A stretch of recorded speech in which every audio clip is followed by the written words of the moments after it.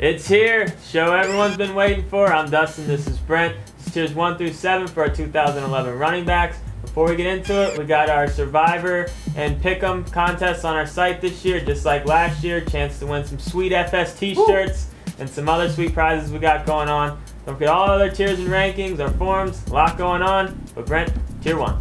All right, we got two guys in it, and as much as we wanted to put our boy Arian Foster first, we just couldn't do it. Adrian Peterson has been so consistent over his entire career. Here is his career averages.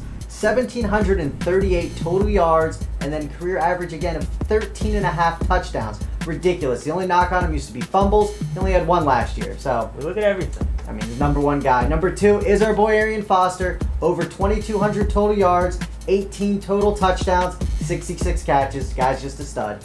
All right, tier 2, we got Chris Johnson and Jamal Charles. I wanted to put Jamal Charles above him. They talked me out of it. One little tidbit here, in 85 less touches last year, Jamal Charles had about 300 more yards than Chris Johnson. But I get the touchdown argument. There's still a big upside with Chris Johnson. But you can't go wrong with either of these two guys at 3 and 4. At 5, we got LaShawn McCoy, just barely over 1,000 rushing yards last year, but 78 catches for almost 600 yards. It's going to be a huge part of that Eagles offense again this year. And rounding out tier 2, we got Rashard Mendenhall. No one's going to take touches away from him in Pittsburgh. 13 touchdowns last year. Look for him to easily get into double-digit touchdowns again this year. Tier 3 starts out with Mojo, Maurice Jones-Drew. True, he was a little bit banged up last year during the season, only played 14 games, but he still had career highs in yards per game average. At number 8, we got Ray Rice. Was probably disappointed for how high a lot of his owners took him in the draft a season ago. This year, he could be a steal, especially in a PPR league where he got 63 catches a season ago, and we feel that he'll be used in the red zone a lot more this season as well. Next, at number 9, it pained us to do this, but we had to. Darren McFadden. The guy just had a monster season, knee concerns and all. There's no looking past those numbers. And then rounding out the top 10 is Michael Turner. Since Turner became a Falcon, he has averaged 1 touchdown in every game he's played in. That's just ridiculous. However, if you are in a PPR league, you got to bump him down because he just doesn't catch the ball out of the backfield. Tier 4 starts out with 2 running backs who used to be no-brainer first-rounders, but because of their age and some of the injury issues they've had, we're just bumping them just out of the first round, and that's Steven Jackson and Frank Gore. Both these guys are going to be the workhorses for their team and will have great years if they can stay healthy, but that's a big if at this point.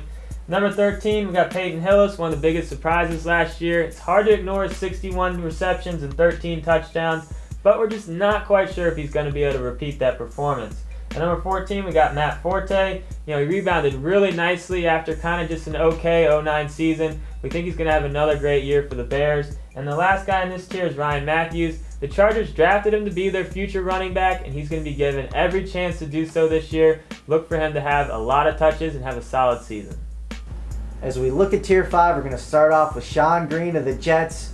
It's all like last year all over again. All the talk is that he's going to be the starter and LT's going to be the supporting cast. The thing is, we actually believe it this year.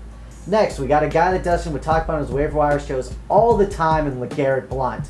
Now, Blount only played really half the season as a starter, and he ended the year with over 1,000 rushing yards and 6 touchdowns. At number 18, we got Ahmad Bradshaw, who came out of the gates on fire a season ago. Then he got some fumbling issues, and Jacobs got more into the mix, but still he had very, very solid numbers when it was all said and done. And rounded out this tier is Jonathan Stewart. With D'Angelo Williams all but out of town, Stewart is the man out there, which should bode well for him. Bad side is we don't really have high hopes for Newton in the passing game, so therefore he's going to see 8 in the box every single Sunday.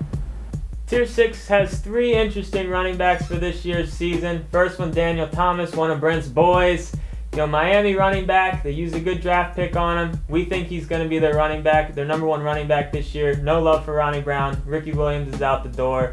Look for Thomas to be a nice sneaky pick for you. Next, Knowshon Moreno. There's been a lot of talk about them bringing in another running back. They're not sure if Moreno can handle the load. If they don't bring anyone else in, move Moreno up from this spot. But if they do, you might even need to move him down, especially if D'Angelo Williams goes out there. And the last guy in this tier has been Jarvis Green Ellis, aka the Law Firm. It's a very crowded backfield out there, especially since they drafted a couple rookie running backs.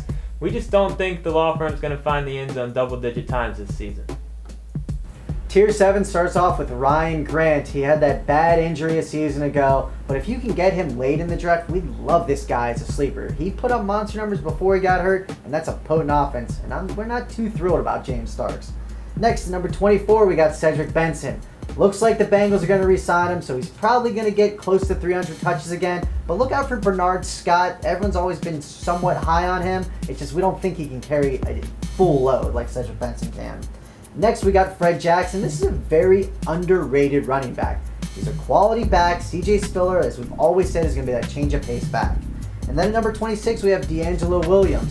Tough to say where he's going to really end up. If he goes to a great situation, he could be moved up. If he goes to a bad situation, he could be moved down. So we got him kind of in the middle here based on his talent. And rounding out this tier is Felix Jones. Looked like Marion Barber's on his way out the door, and Felix is going to be the unquestionable, every down kind of back.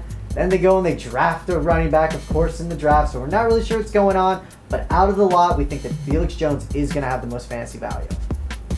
That'll do it for the first half of the running backs. Be sure to check out the second half along with all of our other tiers and rankings. Get into those games, our Survivor/Pick'em.